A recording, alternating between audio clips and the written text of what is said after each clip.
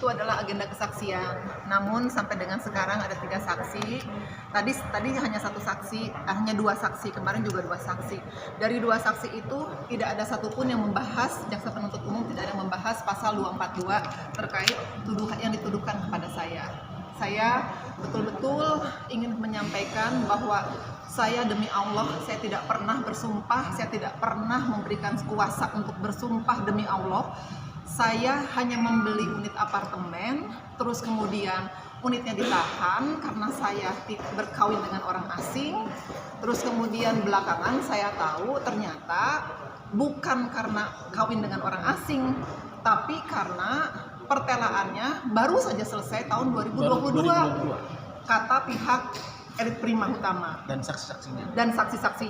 Jadi saya mohon sekali kepada Pak Prabowo, kepada Pak Gibran, kepada Prof Yusril, kepada Pak Oto, Dr. Oto, kepada Pak Menteri Hukum, Menteri HAM, hak saya betul-betul saya ditempatkan di rutan, tapi tidak ada bukti bahwa saya itu melakukan tindak pidana.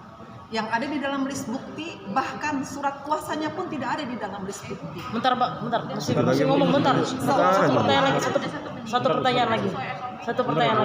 Mumpung lagi rehat, Bu. Ya, merasa kecewa nggak sih dengan semua yang agenda hari ini di saya sangat kecewa, tapi tetap berharap mudah-mudahan majelis hakim itu jujur dan tidak seperti majelis hakim yang di Jawa Timur. Karena Prof Sunarto, Mahkamah Agung juga mengatakan akan membasmi mafia peradilan. Saya kecewa dan saya mohon kepada Pak Burhanuddin, Jaksa Agung, untuk melihat anak buahnya yang 11 ini mengajukan tuntutan kepada saya, tapi tidak berdasar gitu. Saya ini korban, tapi kemudian dikriminalisasi. Itu yang ingin saya sampaikan. Dan saya diperlakukan seperti penjahat dan teroris ketika ditangkap. Jadi mungkin gitu. harapan Ibu Harapan saya majelis hakim akan segera memutus saya bebas tidak bersalah. Harapan saya Pak Burhanuddin bisa menegur dan memberikan sanksi kepada jaksa-jaksa yang nakal. Dan harapan saya jaksa penuntut umum tidak menuntut saya. Itu harapan saya. Oke Bang, lanjut aja Bang. Bang, dari mana Anda melihatnya dari semua kesaksian tidak ada satupun yang semua kita lihat kemarin seperti yang dikatakan Ibu, tidak ada satu orang pun saksi yang mengetahui itu bersumpah. Tidak ada. Pelapor sudah diminta keterangan. Pelapor itu hanya berpendapat. Dia kira itu dengan membaca putusan sudah bersumpah. Ternyata bukan. Pas diperlihatkan berita cara sumpah bukan atas nama Dr. Farida, tapi atas nama siapa namanya itu? Murinda ya, sama si temannya Kayana Putri. Kayana Putri pun tidak bersumpah, tapi adalah Murinda yang bersumpah. Kemudian demikian juga saksi-saksi lainnya, termasuk saksi yang tadi. Jadi karena itu udah kita mohon yang ke sekian kalinya ke majelis hakim agar Ibu Ika Farida Dr. SMH diberikan kebebasan. Jadi tidak ada lagi alasan Pengadilan Negeri Selatan untuk menunda-nunda kebebasan daripada Ibu Dr. Ika Farida SHMH atau LL. Bang, berarti orang yang hadir, tapi mereka berpendapat berdasarkan karena kepentingannya Ibu Ika Farida ditafsirkan aja. Oh, karena kepentingannya Ibu Dr. Ika Farida berarti kamu lapor hakim dong, hakim Pengadilan Selatan. Karena kan hakim Pengadilan Selatan yang membuat tulisan itu nggak dilapor katanya. Kamu lapor Panitera Selatan nggak dilapor. Kamu lapor ini nggak Murinda, tidak dilapor. Jadi lalu atas apa kau mau jerat klien saya bilang gitu. Itulah kira-kira permainan dari Kapolda melobi Kajati DKI. Kalau tanpa Kapolda Metro Jaya dan jajarannya melobi Kajati DKI tidak mungkin P21 karena Kapolri telah mengeluarkan SP3. Kabar Reskrim telah mengeluarkan SP3, Karwasidak sudah SP3. Tidak ada bukti, tidak ada mensrea katanya, tapi bisa dilobi Kajati DKI jadi langsung P21. Oke, Bang, berarti ini sekarang lagi istirahat. Dua lagi saksi. Yang jelas tidak ada satu orang pun saksi sampai hari ini yang mengatakan Ibu Ika Farida SHMH atau SHLM memberi keterangan palsu di bawah sumpah. Itu saja. Bang, berarti nanti dari saksi-saksinya datang dari pihak Apa Pak? Saksinya dari JPU sekarang 2 orang lagi ya. Iya, dan pengacara. Dan dalam perkara ini kita melihat ketakutannya pihak jaksa penuntut umum dan hakim saat kami melive-kan sidang ini.